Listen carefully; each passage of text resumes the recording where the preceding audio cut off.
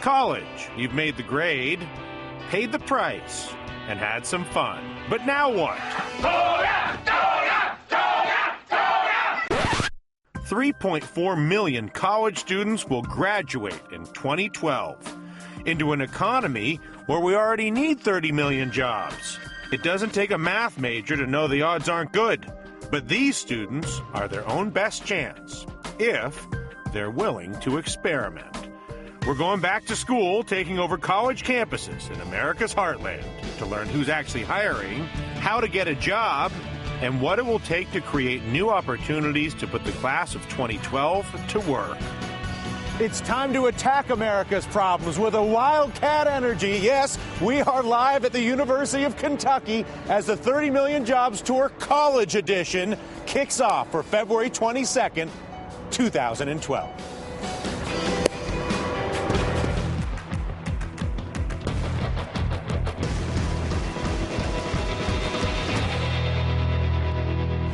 All right, welcome to Big Blue Nation, ladies and gentlemen. We are coming to you live from the University of Kentucky in Lexington, Kentucky. This, the first stop on the college edition of our 30 Million Jobs Tour. Good afternoon to you. I am Dylan Ratigan, and we are here at the School of Pharmacy this afternoon. Of course, one of the biggest growth areas for jobs in America across the board is health services, health care. More on that coming up, but that's simply one industry. As we all know, we have a kaleidoscope of challenges, and we need 30 million jobs to solve those challenges in order to get this country back on track, from industrial investment to cradles of innovation to healthcare. Recent college graduates, among those feeling the jobs crisis the worst, 14% of them settling for either part-time work, 20% of them not using their degrees at all, and that does not count the millions of innovative, enthusiastic, and driven students who will graduate in our own country in 2012. Over the next 3 days,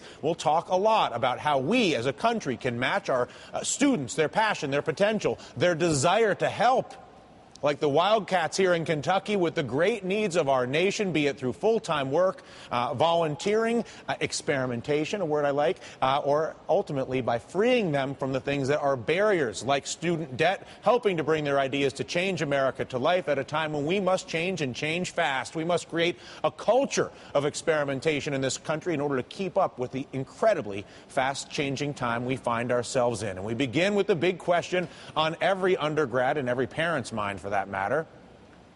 Enough with the talk. How is a student to find a job this spring? University of Kentucky alum Rebecca Christopher graduated in 2011 with a degree in mechanical engineering, is currently working, gainfully employed. Congratulations. Thank you. Charles Purdy, Monster.com's career advice expert, can tell us where the jobs are. He has the database. He can tell you where the work is and where he thinks it's going to come from in the future. And Jamey Jackson is a local recruiter here in Lexington at the Malone Professional Services Group, who knows exactly what it takes to get hired in his community and what we can learn in our own communities. And it's nice to see the three of you. Thank you for coming out. Thank you.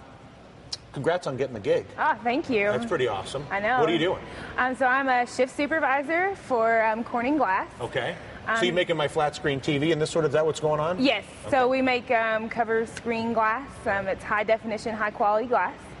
Yeah. Right now I am shift supervisor, so that means that I supervise 30 employees at a time. And 1 year out of school, 30 people? Yeah. I'm not even 1 year out of school. Not so. either. That's a good job. Yeah, I'm only 9 months. So, and I was hired into this position to eventually move my way into an engineering position. Understood. Give us a sense, Charles, from Monster's perspective. You got a tremendous database. You get a lot of, obviously, people putting themselves into your database, and more importantly, you have a good sense of where the demand for work is. Right. This spring, graduating in 2 months, I'm looking for a job. Right. Where should I be looking? Well, we've seen a 9% growth in overall jobs posted on Monster.com. Just available work. Just available work. A growth of 9% in the Monster Over Index over one year. So the past year. Yeah, January from 2011. And so that's good news. Yeah, that is really good news. And we're seeing really high growth in a lot of the fields you'd expect, the fields we know about, like high-tech, engineering, also healthcare, as you've talked about. We see a lot of jobs on Monster as well in transportation, legal, finance industries. I think, though, the best advice for students planning their long-term career is not to try to stake their bet on, quote quote-unquote, a secure industry. It's really about planning for the long-term future, and I love your term experimentation. It's about committing to a lifetime of learning and developing the hot problem solving. And problem solving. The hot careers from 10 years from now, we don't know what they are yet. 10 years ago, no one would have guessed that social media manager or mobile apps developer. Pay you to do that. That's a new thing, and people who get those jobs are people who've been paying attention to how things changed in their industries. Jamey, I see you nodding the whole time, and you're sort of in a unique spot here because you really are trying to build bridges between the students here at this university and the employers in this community that want to help them get jobs. The traditional framework is exactly what we just heard from Charles. Find a secure industry, you become a doctor, you become a lawyer, you become an engineer, whatever it is.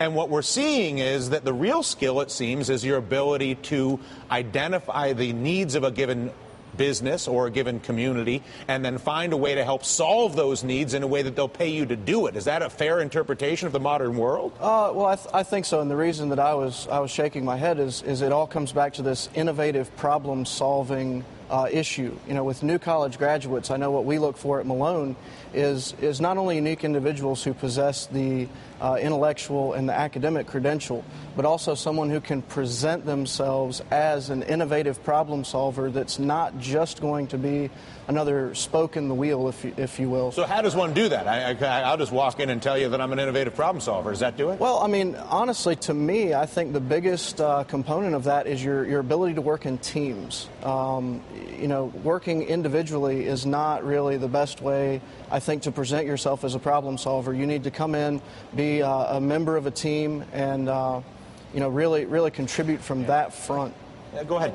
And to prove it, I think recruiters have always hired on reputation, always relied on word of mouth and what they could find out about people. The great thing about nowadays with social media and the internet is anyone can create that reputation. It's about marketing yourself and branding yourself well and really paying attention to how you put your best foot forward online on social networking platforms so and things Rebecca, like do you that. agree with that analysis? Oh, yeah. It's all about selling yourself. I mean, because here I was coming out of college and I was applying for jobs that were very specific to energy or to automotive and never would have thought to look at something with management.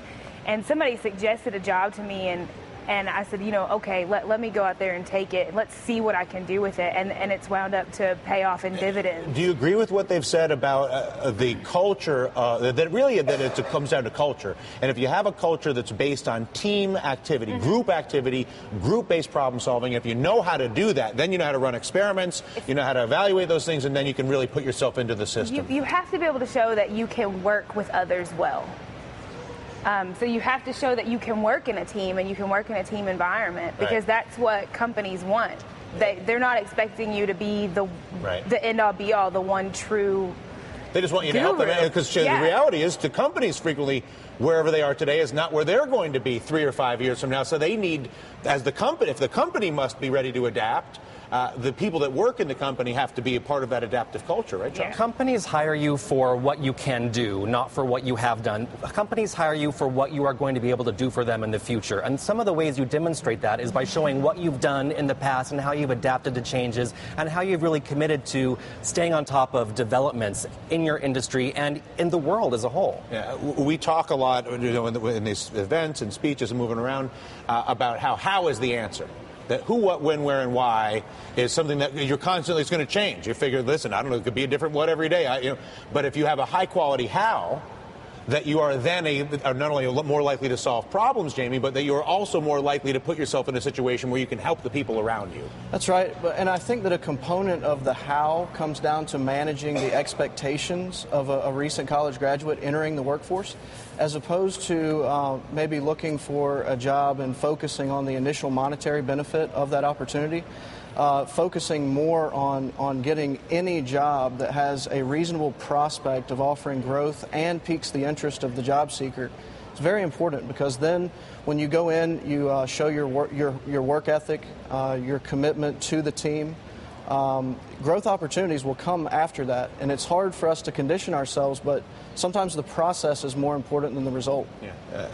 Go ahead, Charles. Yeah, it's really about focusing, I think, for young people, focusing on long-term results, and you can get real benefits from internships, volunteerships, not only from the skills you develop and the things you learn, but also from the people you meet. It's that network of people that you're going to impress and interact with in these positions that are really going to help you. But I will say, and I think Rebecca will back me up, if you become an engineer, you're going to get paid. That's true. You will. On that, a year's worth of experience working, even if it's not the job you wanted, will go so far for you in that next job. Yeah. Thank you. A pleasure to meet all three of you. Thank you very much. Exciting times, actually, I think, as we see if we embrace this period of adaptation, of experimentation, of problem solving, and I'm encouraged by the 9% number in increased listings with you. So that's great news. Thanks to all of you. Thank you, guys. Thank you.